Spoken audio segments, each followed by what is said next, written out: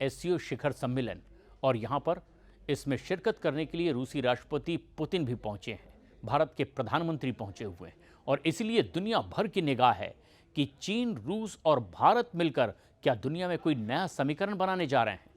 उन्होंने अमेरिका और भारत पर लगाए गए टैरिफ पर भी पुतिन ने यहां जमकर हमला बोला है।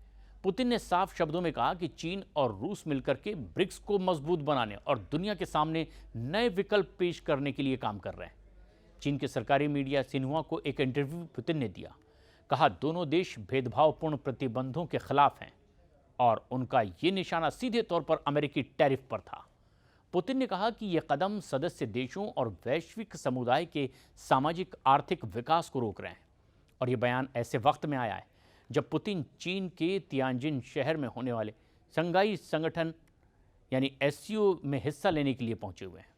ट्रंप के टैरिफ और रूस यूक्रेन जंग के बीच में चीन में पुतिन की प्रधानमंत्री नरेंद्र मोदी से मुलाकात कई मायनों में बहुत अहम है। इससे पहले पुतिन ने कह दिया, हम चीन के साथ मिलकर ब्रिक्स को वैश्विक ढांचे के अहम स्तंभ के तौर पर विकसित कर रहे हैं और मकसद है सदस्य देशों के लिए आर्थिक अवसर बढ़ाना। रणनीतिक क्षेत्र में साझेदारी के लिए साझा प्लेटफॉर्म तैयार किए जाएंगे। उन्होंने ये भी जोड़ा कि ब्रिक्स अब सिर्फ एक संगठन नहीं बल्कि वैश्विक चुनौतियों का हल निकालने वाला मंच बनता जा रहा है, जहां सदस्य देश सुरक्षा और आर्थिक विकास पर एक जैसी राय रखते हैं।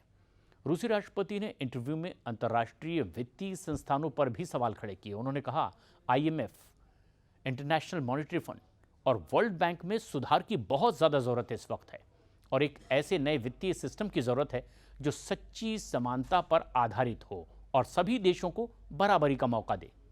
वित्त को औपनिवेशिक हथियार की तरह इस्तेमाल करना अब खत्म होना चाहिए। दरअसल IMF और वर्ल्ड बैंक अमेरिका के नेतृत्व वाले पश्चिमी देशों की ओर से कंट्रोल होते हैं और इसमें दबाव अमेरिका के लिए टेंशन वाली बात है। पुतिन ने कहा कि ब्रिक्स की सोच ग्लोबल मेजॉरिटी यानी कि ग्लोबल साउथ के देशों के हितों के लिए है और इसी वजह से ये समूह लगातार लोकप्रिय भी होता चला जा रहा है। पुतिन ने G20 में चीन की भूमिका की भी तारीफ की। उन्होंने कहा कि रूस और चीन ने मिलकर के G20 का एजेंडा बदलने की दिशा में काम किया ताकि यह ग्लोबल साउथ की प्राथमिकताओं को प्रतिबिंबित भी कर सके। साथ ही साथ उन्होंने अफ्रीकी संघ को G20 का हिस्सा बनाए जाने का स्वागत किया और कहा कि इससे ब्रिक्स और दूसरे अन्य वैश्विक समूहों के बीच में तालमेल होगा और मजबूत संबंध बनेंगे। चीन के राष्ट्रपति शी जिनपिंग और प्रधानमंत्री नरेंद्र मोदी मिले तो पूरी दुनिया में इसकी चर्चा हुई, क्योंकि ये मुलाकात सिर्फ दो देशों के रिश्तों की बहाली पर नहीं बल्कि एक ऐसा कूटनीतिक संदेश भी था जिसने वॉशिंगटन तक हलचल मचा दी। शी जिनपिंग ने कहा, आज की दुनिया 100 साल में एक बार आने वाले बड़े बदलाव से गुजर रही है और ऐसे में चीन और भारत के लिए यह सही रास्ता है कि अच्छे पड़ोसी अच्छे दोस्त बने, ड्रैगन और हाथी साथ में डांस करें। उनका इशारा साफ था कि अगर भारत और चीन प्रतिद्वंदी नहीं बल्कि भागीदार बने तो रिश्ते लंबे वक्त तक स्थिर रहेंगे। मीटिंग के बाद प्रधानमंत्री नरेंद्र मोदी ने भी कहा कि हमने आपसे सम्मान, साझा हित और पारस्परिक संवेदनशीलता के आधार पर दोस्ती की बात की है और इस मीटिंग में रूस के राष्ट्रपति पुतिन भी शामिल हुए। और अब जब PM मोदी, शी जिनपिंग और पुतिन की ये जुगलबंदी होगी तो फिर ट्रंप की टेंशन बढ़ना लाजमी है। और इतना ही नहीं, शी जिनपिंग ने तो ट्रंप को भी सुना दिया है और उन्होंने साफ साफ कहा है कि हमारे रिश्तों से तीसरे देश को टेंशन लेने की ज़रूरत नहीं है।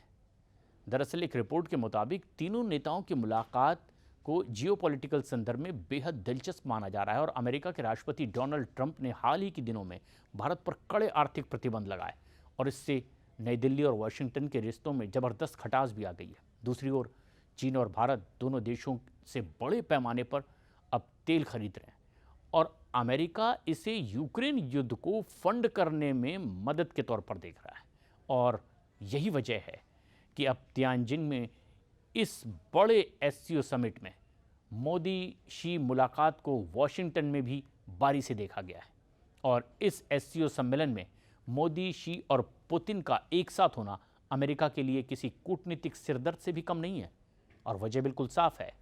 ट्रंप की नीतियों ने न केवल भारत को दूर किया बल्कि रूस और चीन को भी अमेरिकी खेमे से और अलग कर दिया है। अब अगर ये तीनों नेता एक मंच पर पूरी दुनिया में दिखाई दे रहे हैं, तो वॉशिंगटन को यह संदेश सीधे सीधे कि एशिया और यूरेशिया में अमेरिका का दबदबा अब चुनौतियों का सामना करेगा। ट्रंप पहले ही ब्रिक्स समूह से चिढ़े हुए हैं और अब एससीओ में बढ़ता कद उनके लिए और परेशानी खड़ी कर सकता है।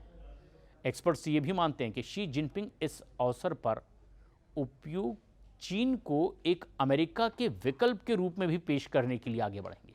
और शी जिनपिंग ने मोदी से साफ कहा कि चीन और भारत विकास के महत्वपूर्ण चरण में और उन्हें डेवलपमेंट को फोकस करके आगे बढ़ना चाहिए। चीनी विदेश मंत्रालय की रिपोर्ट भी सामने आई, जिसमें शी जिनपिंग ने दोहराया कि दोनों देशों को मिलकर के दुनिया को बहुध्रुवी यानी मल्टीपोलर बनाने की दिशा में काम करना चाहिए, यानी कि एक ऐसी दुनिया जिसमें सिर्फ अमेरिका और उसके सहयोगी हावी ना हो।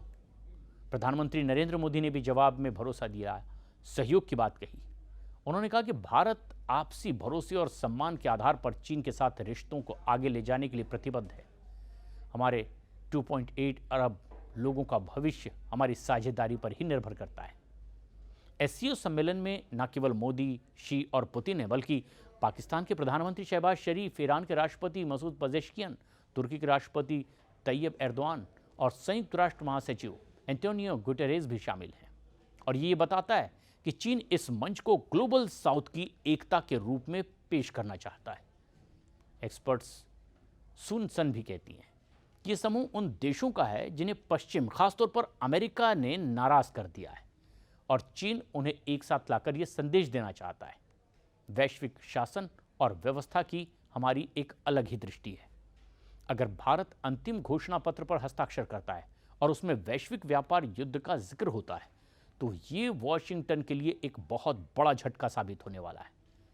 पूर्व अमेरिकी राजनीतिक जेरेमी चान के मुताबिक अगर भारत भी इस बयान का समर्थन करता है, तो इसका मतलब होगा कि नई दिल्ली वॉशिंगटन की बजाय बीजिंग और मॉस्को के ज़्यादा करीब खड़ा है। शी जिनपिंग इस सम्मेलन में अगले 10 साल की एससीओ विकास रणनीति पेश करने वाले हैं, और वो चाहते हैं कि चीन को एशिया यूरेशिया में मैन डिज़ाइनर की भूमिका में देखा जाए। इसे और कर लेते हैं। और वो चाहते हैं कि चीन को एशिया यूरेशिया में एक मैन डिज़ाइनर की भूमिका में देखा जाए। सिंगापुर की नॉनयांग टेक्नोलॉजी यूनिवर्सिटी के प्रोफेसर डैनियल लोह ने भी कहा कि ये सिर्फ एक सम्मेलन नहीं है, बल्कि चीन की बढ़ती ताकत और उनके इरादों का भी प्रदर्शन हो रहा है, खासतौर पर ऐसे वक्त में जब अमेरिका चीन प्रतिस्पर्धा चरम पर दिखाई दे रही है। एससीओ की सीमाएं भी है, लेकिन अमेरिका का बढ़ता दबदबा उन सीमाओं को लांघ जाएगा और यह दुनिया का संतुलन बदलने के लिए एक बड़ा कदम होगा।